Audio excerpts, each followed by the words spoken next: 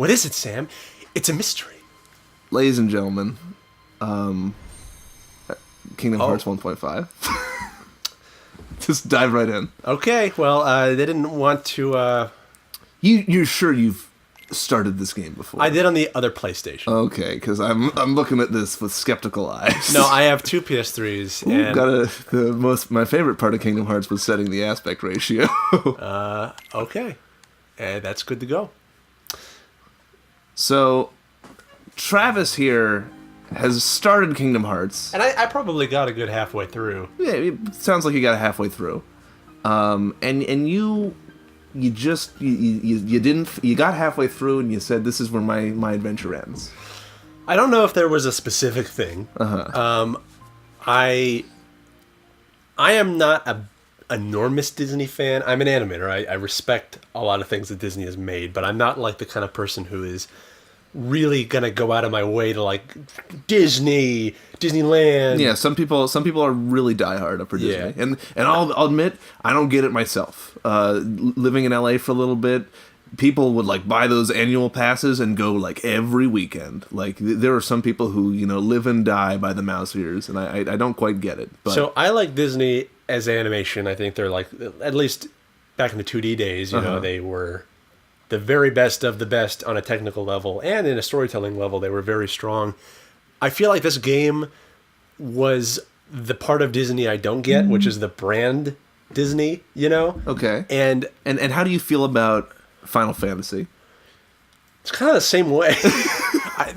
Final Fantasy is a little different. I'm more willing to get into Final Fantasy just because I love the music. I think you're gonna want to play beginner. Is that which do you recommend? I like. Manual sounds normal to me. Yeah, manual sounds normal. I actually don't remember there being a terrible. I think like even if it's an audio, no vibration, really. It'll be noisy. Okay. And you can always change these settings later. Yeah, of course.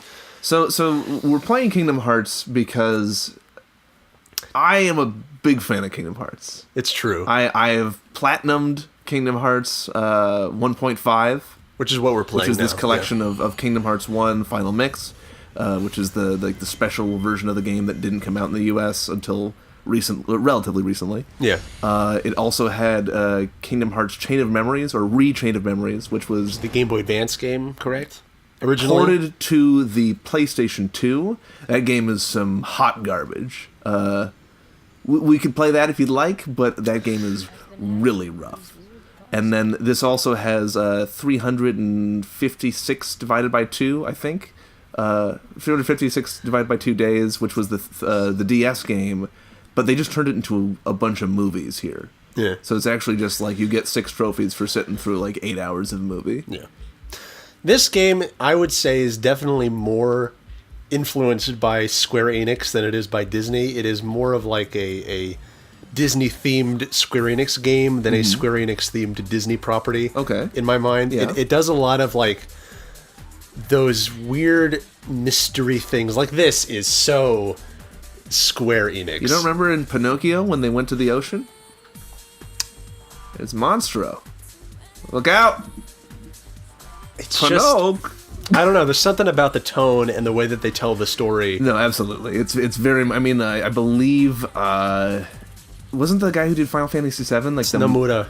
Yeah, that guy. He's like the main Tetsuya Nomura. Tetsuya. He's like the main man on Kingdom Hearts. Yeah. So like that does that shock anybody that then that like it's similar and I guess maybe that was getting to be part of it. Is that I think that what's cool about him and his games is that they evoke a very expressive emotion when you just see them first, you know, and some people get really hooked on it in the same way that some people get really hooked on like the emotional side of Evangelion, you know? Yeah. And I think I'm too old for that, maybe. So I think definitely a big part of it is there's a lot of, no disrespect. Again, I'm a fan of this series. I think it's great. I think it is a lot of style over substance. A lot of melodrama. Some melodrama. And look, you can be into that like me, or you can think it's stupid. I get it if you think it's stupid, but I think you are missing out. And I think also it's... oh man, I had a thought that just ran away from me. That's good radio. Just ran away, Travis. I had a part 2 to that, and it's Got gone. off the thought train. Woo woo! I was so dazzled by Kingdom Hearts that it's gone. Melodrama? Something before melodrama. We were talking about how it had I'm so embarrassed. I'm so embarrassed. how it had you were like stupid things that you recognized as being stupid but enjoyed. Like I was missing out. Melodrama. Style over substance. Yeah, that was it. Yeah. You were saying that. I mean, it is stylish. No, I remember it now. I'm back. Don't worry. We saved it. Continue on right from here, as if you ignored nothing. Yeah. There's, I think, a lot of this, much like Evangelion, and a lot of those classic anime shows And classic JRPGs. and classic JRPGs. A lot of your experience depends on where you were when you played it. Oh, just definitely. like developmentally. Mm-hmm. And so I get why some people might hold this game near and dear to their hearts, because if they played it, when they were growing up, like middle school, rough 13, times, yeah. That's huge. Yeah, and I do think that like the production values of this are crazy for the time. I mean, the music is like incredible. Mm-hmm. And the composer of this game, Yoko Shimomura, I think. I couldn't say. Something like that. She's one of my favorite game composers, and she did the soundtrack to Super Mario RPG. Ooh. She did the soundtrack to Heroes of Mana, and she's doing the soundtrack for Final Fantasy 15, which is something I listen to a lot, like the kind of early... So I hate to cut you off. This is a choice here. Oh. So what you got here, if you spin your camera around, is Oh, you got I remember a sword, this, a shield, yeah. and a rod. The sword it makes it so you have a lot more base attack stat. Yeah. The rod makes it so you have more magic stat, and the shield has you have more defensive stat. That makes sense. I think when I played this before, I went rod, shield. Okay. But what do you recommend? Now, if memory serves, actually, this affects the difficulty as like later in the game. If you don't have any shield, I think it's pretty rough. I'm guessing the rod is like for the smarter players, It's not even smarter. In fact, playing with the rod is the hardest to start out with, because you don't start with any magic spells. Oh, I see. Magic spells. I'm gonna go sword and shield, I think. So in fact, actually, it's you're picking one to kind of invest in, Oh, yeah. and then you pick one to drop, one see. that like you're not gonna have. Okay. And also, they make you feel bad about picking the sword. Yeah, because it was a tool of incredible destruction. It Yeah. said. Okay, I'm gonna go with that. All right. Yes, your I path think, is set. I think when I last played through it, I picked the sword as well. Now, what will you give up in exchange? So if you drop the shield, I'm not gonna do that. the sword also, like, it doesn't give you many. The rod is the most well-rounded of the two. So if you drop the shield here, you're gonna die in one hit to almost everything.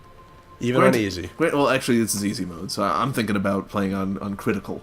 Is that what you need to get the platinum? Yes, you do. I don't like that. You got to play it on critical. That's one of my pet peeves for trophies. Is if it's difficulty settings, especially ones that you can't unlock at the beginning. So in the second one, I believe you can. There's a difficulty trophy, but if you play at the hardest difficulty, all the ones below it, happen. You have to beat this game 3 times if you want to platinum it, because there's a trophy for beating the game within 4 hours, I think. Okay, wow. Or within a short amount of time. I think it's longer than 4 hours, but I see. it's a pretty quick turnaround. There is a time based. Yeah, I at this point I think I have more platinum trophies than Sam, but I think you have more difficult platinum trophies than I do. Like I go for the ones that are a little bit easier. Like I'll check ahead of time, and I've even bought games based on like, is this game going to be a grind to get the platinum, or is this game going to be a little easier? Like it's part of the equation for me in a way. Yeah, I never look at trophies before I buy a game. I think honestly it just comes down to I get a little more obsessive than you do. Maybe. So I can tell you, particularly with Kingdom Hearts 2, when I was down in LA between jobs, there were weeks where I would stay up till like 2:30, 3 in the morning, just grinding out some hard stuff because I wanted to get the platinum trophy. And I don't actually think I didn't get the platinum trophy for Kingdom Hearts 2 because the last boss, the final boss, just, I won't ruin it in case we ever get there together, but I never beat him. Oh yeah. I will say I am proud of my Fallout 4 Platinum. That Sure. one was a tough, and it's. I will say also that it's kind of unfortunate because I had a lot of issues with Fallout 4, and I think some of those issues were compounded by the fact that I had to see everything in it. You know, I had to go through every narrative path. I had to like do all the stuff with each of the factions who I all hated, and I think really for me, the only way for that game to have been super enjoyable in the same way as Fallout 3 is to just not choose anybody and just let it be like a wandering game. Yeah. Because I think that game, I don't want to go too much into it, that's totally irrelevant, but a little too focused almost on a single thread. It very definitely I share a similar feeling. If it didn't really let you be who you want to be, it kind of forced a story upon you, and that's that's a choice. I mean, Anyway, but Kingdom Hearts. What does Kingdom Hearts mean to you, Sam? So again, I think to a lot of people, there's just kind of a cool factor, and I think some people, much like some cool anime series, they just really like it for the story. To me, Kingdom Hearts is just big dumb fun. Like if someone asks you like, hey, why is Kingdom Hearts cool? I just show them, hey, look, that's the main character. He's holding a big old key, and that's what he uses to fight with people. And if you don't think that's cool, get out. Like, you like turn your brain off. Accept that he's got like giant zippers and big clown shoes, and he's friends with Donald Duck. And he's also wearing like a unitard. Like that's just pants that go up to his chest. Apparently, actually, the character design for Sora was finalized by both Square Enix and Disney to make him look like he would fit in either a Final Fantasy game or a Disney movie. Oh, really? Yeah, that was what they wanted out of that character. Interesting because in the later games, his design changes to be much less Disney focused. I see. This first one is actually maybe the most collaborative, I think, of the Kingdom Hearts games. Oh, yeah. Because I think as it went on, it became more and more of just a Square Enix venture. Well, I'm willing to bet with the first one, they probably had to prove to Disney that they were able to do it in a way, because I'm sure Disney is one of the most protective companies to work with on a collaborative thing. That's why it's such a weird thing that this happened at all. Oh, sure. Yeah, and I remember... okay. I remember when it first came out, I was a kid back then, and I remember watching on like Disney Channel and them trying to market this to like normal people, and it didn't connect. No. Like it. And actually, I mean, the marketing did work. It was a very well-selling game, but not to those people, not to those kids. I don't think so. Apparently, a lot of those kids bought it, but they just didn't like it because it was such a so Japanese weird RPG. Yeah. Did I do it? You did it. Okay. You made the door appear. What was it trying to teach me? Just combat basics. Okay. This is inverted. You can. I think it's select. Oh no, maybe you're just not at a point where you can. You might just not be able to change it right now. Normally, if you press start and you're not in combat, you can bring up a menu with options. Okay. Well, we'll get there. I can live with it. This is there's actually some studies that show that people who are more creative want to use controllers that are inverted, which is too bad because I can't do it. What are these studies based on? Something about right brain, left brain. Okay. I think it also has to do with people who grew up using joysticks, because that's always going to be inverted. Yeah. Because it's that's how airplanes work. And it's almost like you're directing the camera, like you're pointing it. Yeah. As opposed to just saying, I want it to go this way, Yeah. So it takes a little bit more of a... Well, see if you can change it now. Try pressing start. Nope, I guess you won't be able to change it until you actually get to the game. So you're at another choice here. You're going to talk to these three people, and they're going to ask you some questions about, your life. I remember this. Being number one, friendship. Well, I mean, there's really only one. So basically what this does is it sets up, I guess, the difficulty of the game in a different way. Okay. It basically sets up your growth. I see. And so the way that you'll answer the question however you like. So well, I am number one, so I don't have to worry about that. Okay. I like all my things. Your things or the people around you? These microphones, the guy you're talking to. The amiibos or the flesh amiibo? Is that me? Am I you're just one big flesh amiibo? Yeah, basically. That's how I see humans. Okay. I'm going to go, well, friendship is boring, but it's definitely the one they're trying to point me towards. It's like, this is the good option, but I have to be true to myself. I'm sorry. Also, by the way, are possessions such a big deal? Prized possessions, not prized possessions. Are these possessions you won or possessions you treasure? Which one did it say? It said prized possessions. So ones that I treasure? It was that would be possessions that you have won. Oh. Not possessions that you treasure. What do you want? What do you want out of life, Travis? See rare sights to broaden my horizons. I like these two top ones. I'm gonna go with rare sights. Okay. Rare sights is like traveling, being a well-traveled individual. Yeah. Kind of like that. See rare sights, huh? Not very talkative, I see. He's not judging you in the same way that she was. Yeah, she was kind of like, oh, really? Yeah, he's like, oh, that's interesting. Okay, go talk to them now. I don't really feel like saying anything more. We're done here. What are you so afraid of? I'm not afraid of being different. And I'm not afraid of being indecisive either. It's just getting old? Yeah, getting old. Okay. That's, Is that really so scary? Everyone's afraid of that in some way. So now it's going to give you like a little description of like, okay, here's the things you picked. And basically, you can tell what difficulty you're picking based on, or the way your stats will grow, based on the description of the road they're about to describe to you. So they might say, you're going to start your journey at dawn, and it starts off bright, but it gets dark at the end, which means you're going to level up super fast in the beginning, but at the end of the game, it's going to be more difficult for you. See, I would be really impressed by this if they didn't also give me a difficulty choice at the beginning of the game. So the difficulty, here, this is saying you're going to level up a lot in the beginning, and then your growth will slow down. I see. In fact, this is the easiest option. As long as the sun is shining, you'll be fine. They didn't even mention nighttime. My favorite way to play is you start off at midnight, and it says it's going to be super hard in the beginning, but you're marching towards the dawn. And at the end of the game, you start leveling up super fast, and that helps you beat the hardest bosses. I see.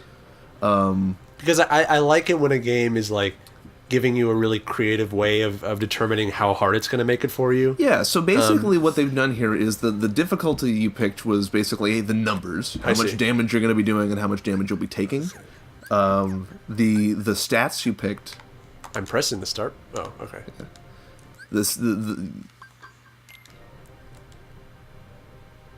The stats you picked are based on the item that you picked in that room with the sword and the shield and the rod. I see. And then this is your stat growth. Okay. So it is, tailoring in the game to you right now, but yeah, it's a little on point.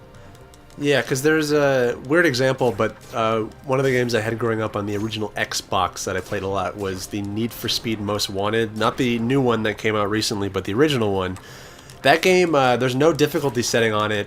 What happens is you race. There's like a beginning race where you have your best car, and it's like, all right, you're gonna prove yourself to all these like street thugs, and depending on how well you do on that race is how hard the game is. Oh wow! So if you do really well on that one race, the game is gonna like crank it up, and it knows like you're a good racer. From the get-go, it's going to be really hard. If you just crash into everything and you like barely finish it, like there's a set end of the race no matter what. But like you get like they set up traps and they take out your car or something stupid. And but if you stumble rather than sprinting to that, yeah, that's interesting. The game will scale in difficulty depending on that. And I always thought that was really cool. Yeah, it's a good way of getting you, like immersing you in the game, but still getting that information out of you. Yeah. So I appreciate that they kind of make it a little vague. Like, even if it's not specifically the difficulty setting, I like that the game is changing based on that. So, Travis, Kingdom Hearts. Before you go up those steps, yeah? I think we might want to check out what's up those steps tomorrow. You're testing everyone's patience, Sam. Come on. Are we going to play the whole thing right now? That's a big ask, Travis. I don't know if you're ready to handle all of Kingdom Hearts right now. Can people do that? Is that a possible thing? Could we play it in one sitting? It's going to be a long YouTube video. I wonder what the analytics of that would look like. Like, where do people tune out? Like, yeah, no one would watch the whole thing. Or would they? I mean, you can upload any length of video you want. No. Goodbye.